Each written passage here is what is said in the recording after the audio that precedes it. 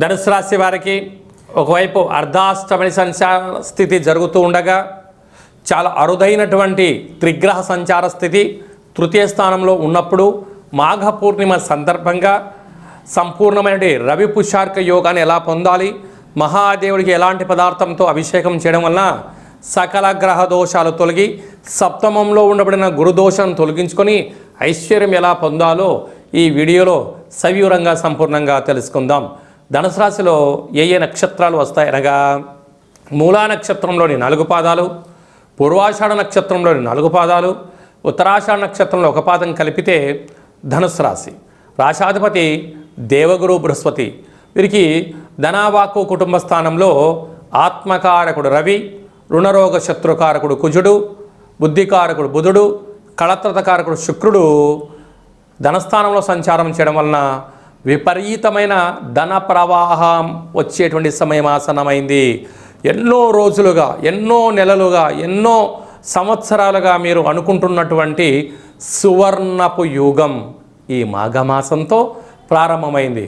అనగా అంటే డబ్బులు లేనప్పుడు, అంటే వేసవి కాలంలో ఒక ఆకాశం నుంచి ఒక చుక్క నీటి పడితే చాలు అని భూమి ఎలా ఎదురు చూస్తూ ఉంటుందో బీటలు వారినప్పుడు ఒక్కసారిగా ఒక జల ప్రవాహం వస్తే ఆ నీటిని ఏం చేయాలో అర్థం కాని పరిస్థితి ఎలా ఉంటుందో పుడమి తల్లికి మీకు కూడా ఎన్నో రోజులుగా మీరు ఉద్యోగ ప్రయత్నము, వ్యాపార ప్రయత్నము, వివాహ ప్రయత్నము, అంటే మీరు చేయని ప్రయత్నమే లేదు, చేసి జీవితంలో అలసిపోయారు.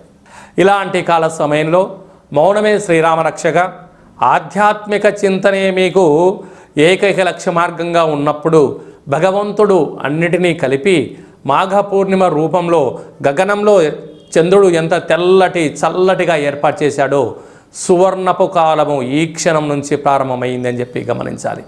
కనుక ఇలాంటి కాల సమయంలో మాఘ పూర్ణిమ సందర్భంగా తెల్ల జిల్లేడు వృక్షం దగ్గర విశేషంగా పసుపు రంగు కలిగినటువంటి పుష్పాలతో అర్చన చేయడము, వీలైతే పసుపు వస్త్రాన్ని తెల్ల జిల్లేడు వృక్షానికి అలంకారం చేయడము, వసతి కలిగితే ఆ వేరును తీసుకొని వచ్చి సింధూరం పూసి పూజ చేసుకొని ఇంట్లో పెట్టుకోవడము.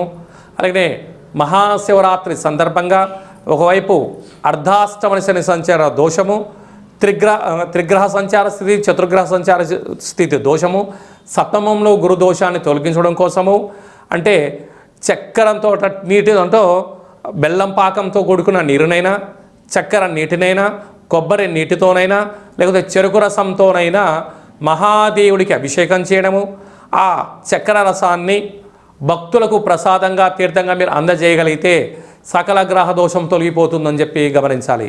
అదే కాకుండా